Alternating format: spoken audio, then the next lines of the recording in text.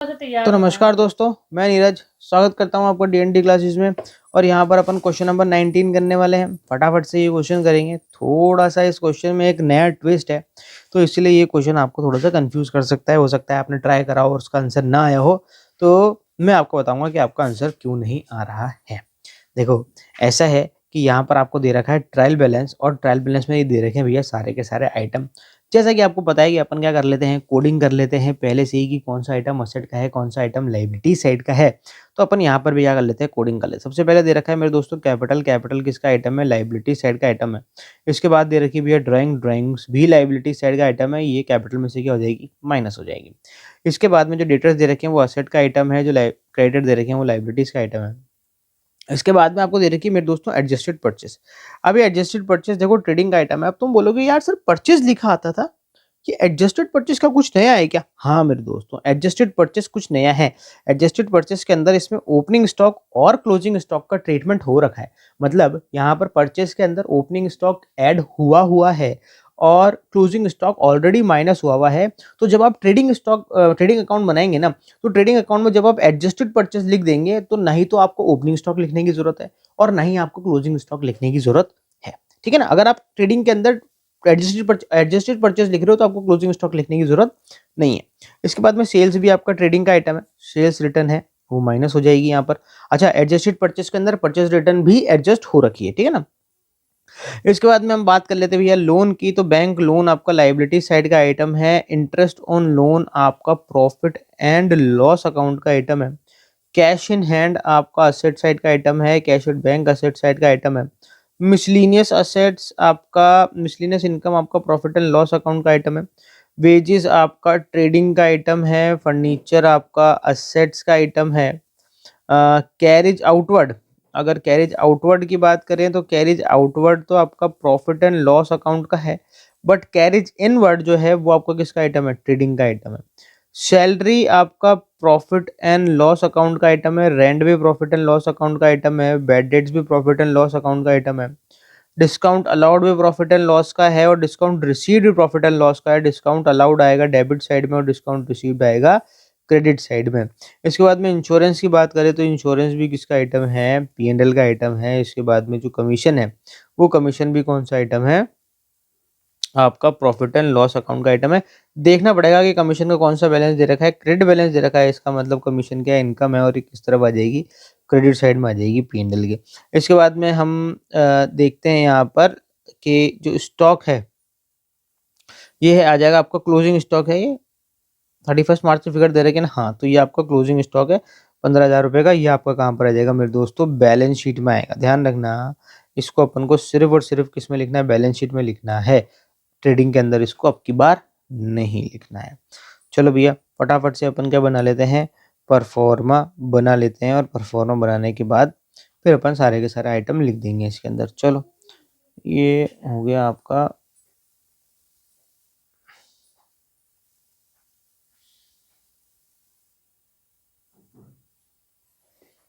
थोड़ा सा इधर कर देते हैं। अब ठीक है।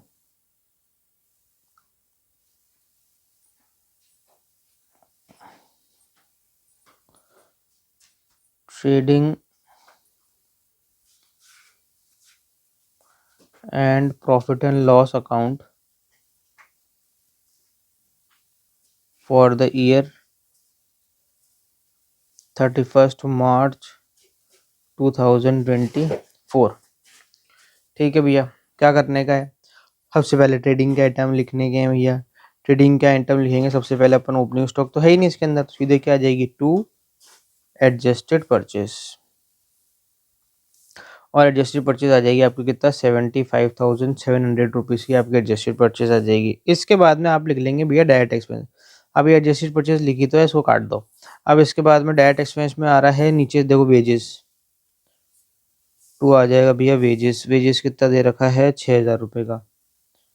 ये भैया 6,000 रुपये का वेजेस, काटो इसको फटाफट। चलो इसके बाद में कैरेज इनवर्ड भी है, to carriage inward. Carriage inward है आपका 5,000 रुपये का। ये जो इस तरीके से बने हुए आते हैं ना परफॉर्मेंस, इसमें बहुत दिक्कत आती है। इधर उधर बहुत हो जाता है मामला, इसलिए काटना भी ज़रूरी है ताकि आप गलत अमाउंट ना लिख दें गलती से। इसके बाद में और कहीं ट्रेडिंग है नहीं, और कहीं पे ट्रेडिंग है नहीं। क्लोजिंग स्टॉक हमारे को लिखना है नहीं, ओपनिंग स्टॉक लिखना है नहीं। यहाँ पर अपन तो क्या लिख देते हैं भैया, बाय सेल्स लिख देते हैं। अब देखो यहाँ पर सेल्स भी दे रखी है और सेल्स रिटर्न भी दे रखा है। सेल्स दे रखी है 1,31,000 की सेल्स दे रखी है। अब अपन इसमें से माइनस कर देते हैं भैया क्या, सेल्स रिटर्न। तो उससे पहले तो ये सेल्स काटो।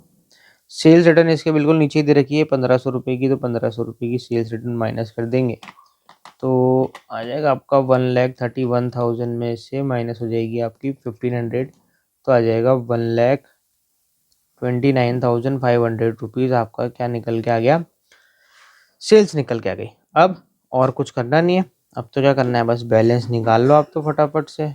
इसकी देखो टोटल लगा लेते हैं।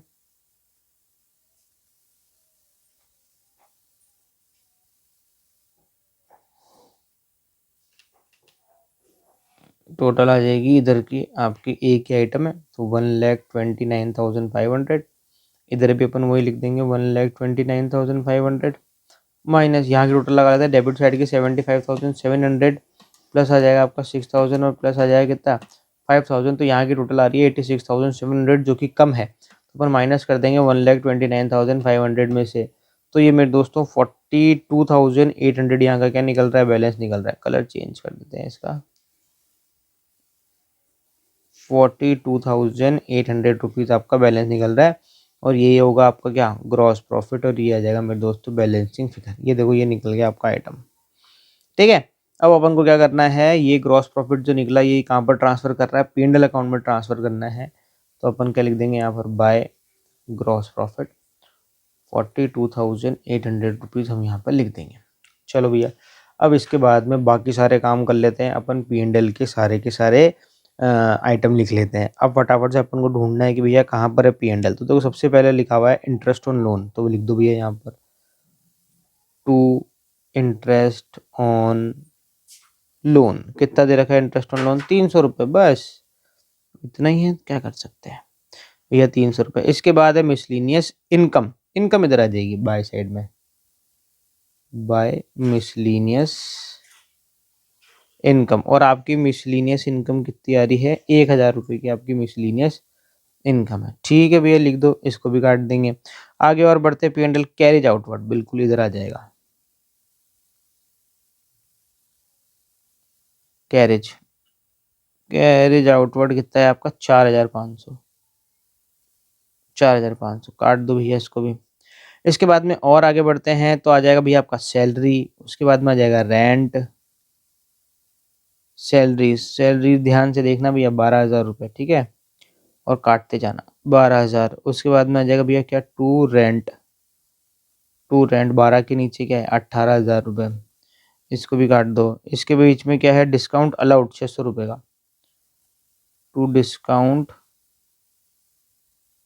अलाउड 600, इसको भी काट दो। इसके बाद में डिस्काउंट रिसीव है, ये देखो अमाउंट ऊपर नीचे तो नहीं हो गई, मुझे लगता है ऊपर नीचे हो गई है। एक आइटम रह गया अपना, एक सेकंड एक सेकंड, डिस्काउंट अलाउड से पहले एक आइटम और है, बेड डेट्स हो गया अपना ना, गलती से लिख दिया मैंने, टू बेड डेट्स, ये है 600 रुपये का, ठीक है ना। इसके बाद में अब आ जाएगा आपका डिस्काउंट अलाउड, तो ये आ जाएगा डिस्काउंट अलाउड 5,000 रुपये, इसको भी काटो। अब डिस्काउंट रिसीव्ड आएगा मेरे दोस्तों इस तरफ, क्रेडिट साइड, इनकम इस तरफ आती है, क्रेडिट की तरफ आती है, कितना 2,600 रुपये, इसको भी काट दो। इसके बाद में टू इंश्योरेंस एक्सपेंस है आपके 2,000 रुपये, इसको भी लिख दो। तो इंश्योरेंस के बाद मेरे दोस्तों अब आ रहा है क्या, कमीशन। और कमीशन का कौन सा बैलेंस दे रखा है, क्रेडिट बैलेंस दे रखा है। इसका मतलब कमीशन क्या है, इनकम है। तो हम क्या लिख देंगे इसको, यहाँ पर क्रेडिट साइड में लिख देंगे कमीशन, कितना 15,400 रुपये का क्या कर देंगे अपन यहाँ पर कमीशन कर देंगे। चलो अब फटाफट से अपन टोटल लगा लेते हैं। क्रेडिट साइड सबसे पहले लगाएंगे 42,800 प्लस 1,000 प्लस 2,600 प्लस 15,400 रुपीज़, तो ये आ रहा है मेरे दोस्तों 61,800 रुपीज़ की क्या आ रही है आपकी टोटल आ रही है। अब हम क्या करेंगे 61,800 रुपीज़ क्या कर देंगे यहाँ लिख देंगे, पर यहाँ की टोटल कितनी आ रही है अभी लगा लेते हैं। 300 plus 4,500 plus 12,000 plus 18,000 plus 600 plus 5,000 plus 2,000, तो यहाँ की टोटल आ रही है 42,400 रुपीज़, जो जाहिर सी बात है कम है, तो पर माइनस कर देंगे 61,800 रुपीज़ में, तो आ जाएगा मेरे दोस्तों 19,400 रुपीज़ यहाँ का क्या आ जाएगा बैलेंस आ जाएगा। और यही बैलेंस क्या कहलाएगा आपका नेट प्रॉफिट कहलाएगा, जो कि आपका बैलेंसिंग फिगर से निकला है। तो आपका नेट प्रॉफिट निकल चुका है। अब अपन क्या कर लेते हैं फटाफट से बैलेंस शीट बना लेते हैं। चलो यार अपन बनाते हैं बैलेंस शीट, अब की बार थोड़ी बड़ी बनाएंगे, खुली बनाएंगे, जगह हुई अपने पास में अच्छी खासी। तो बैलेंस शीट बनाने के लिए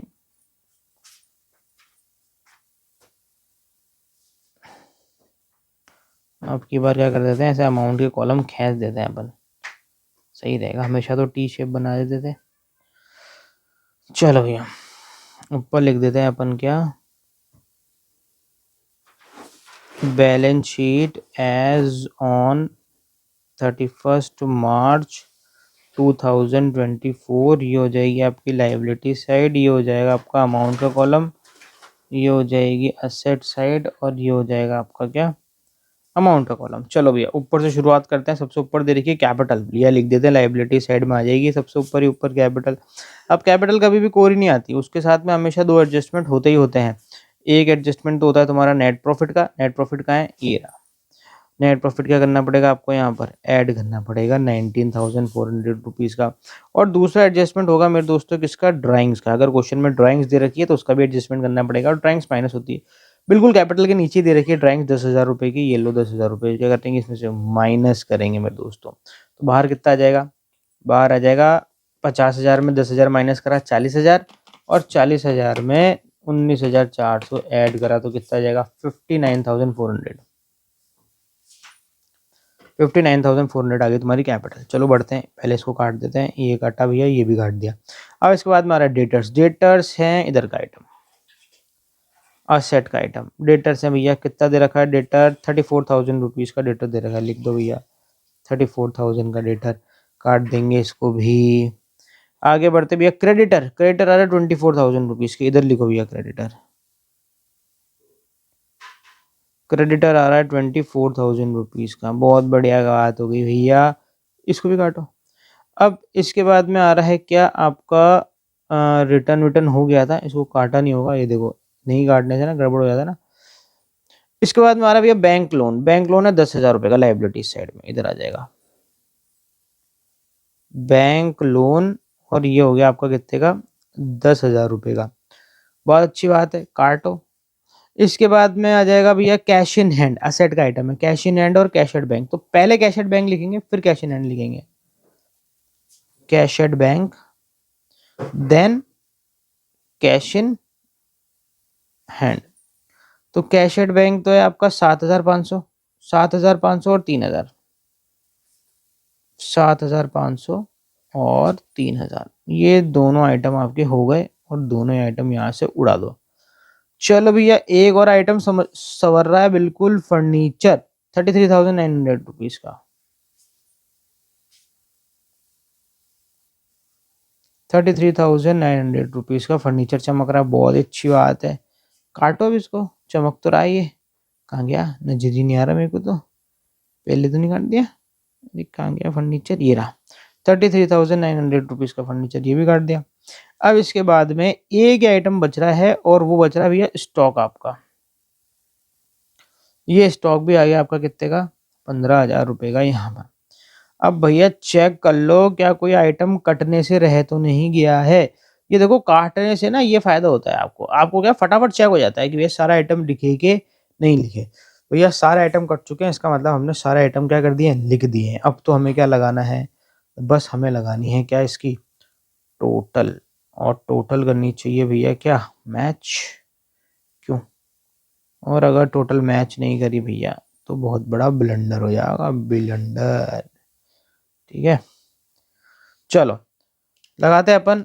सबसे पहले लाइब्रेरी साइड टोटल लगाता हूँ 59,400 रुपीज़ प्लस 10,000 प्लस 24,000, ₹93,400, ₹93,400। चलो फटाफट से सेट सेट की लगा लेते हैं। 33,900 plus 15,000 plus 34,000 plus 7,500 rupees plus 3,000 rupees. बधाई हो भैया, 93,400 रुपीज़ आपकी बैलेंस शीट की दोनों साइड टोटल क्या कर गई है, मैच कर गई है। तो यहाँ पर आपका क्वेश्चन जो हो गया खत्म। देखो ये बहुत ही अच्छा चैप्टर है, आपको एग्जाम हॉल में पता चल जाएगा कि आपने सही निकाला है या नहीं निकाला है। 99% चांसेस में अगर आपकी बैलेंस शीट मैच कर जाती है, इसका मतलब आपने क्वेश्चन में किसी तरह की कोई मिस्टेक नहीं करी है, आपका क्वेश्चन पूरा का पूरा सही है। और यहाँ पर अपनी बैलेंस शीट मैच कर गई है, अपना भी सही है। देखो आंसर मैच भी कर लेते हैं, 93,400 रुपीज़ टोटल आ गई। अब हो गया ये एक क्वेश्चन। मिलते हैं आपसे अगली वीडियो में एक और नए क्वेश्चन के साथ में। जब तक के लिए यार एक बात बताना चाहता हूँ मैं आप लोगों को, मैं अभी टाटा बाय बाय करने ही वाला था, इससे पहले आप लोगों को एक बात बता रहा हूँ। मैं सोच रहा हूँ कि हम क्या करेंगे, कई बच्चों को डाउट्स आते हैं, जैसे मतलब क्वेश्चन बताने के बाद भी उनके कोई डाउट्स रहते हैं, कोई प्रॉब्लम रहती है।